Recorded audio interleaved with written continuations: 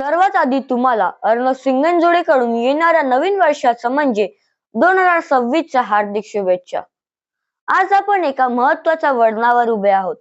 काही तासातच 2025 हे वर्ष इतिहासाच्या पानात जमा होईल आणि 2026चा सूर्य एका नवीन आशेचा किरण घेऊन उगवेल. खरं तर काळ कोणासाठी थांबत नाही, पण सरत्या वर्षाला निरोप देताना मागे वळून पाहणे खूप गरजेचे असते. 2025 या वर्षाने आपल्याला खूप काही दिले. कोणाला यश मिळाले असेल तर कोणाला अनुभवाची शिकवण. काही स्वप्ने पूर्ण झाली असतील तर काही अजूनही अपूर्ण असतील. पण महत्वाचे हे आहे की या सर्व अनुभवांनी आपल्याला अधिक खंबीर बनवलं आहे.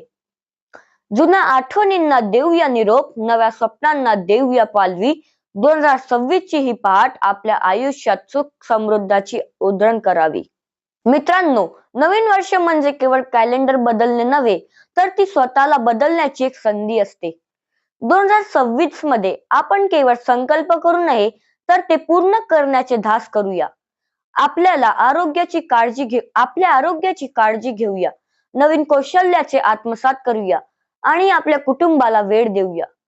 चला तर मग जुन्या चुकांमधून शिकूया, कटू आठवणी विसरूया आणि एक सकारात्मक विचाराने 2026 चे स्वागत करूया.